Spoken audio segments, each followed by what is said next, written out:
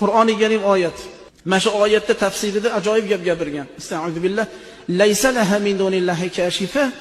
Qiyinchilik, mashaqqat, muammolarni yechishlikda Allohdan o'zga hech qanday zot yechib yubora olmaydi deb agar bitta odam bir kun umrida 15 mingta, 35 mingta, 47 mingta aytadigan bo'lsa, xotirjam bo'lsa, u hayotida muammo tug'ilmaydi degan. Qur'oni Karim oyat.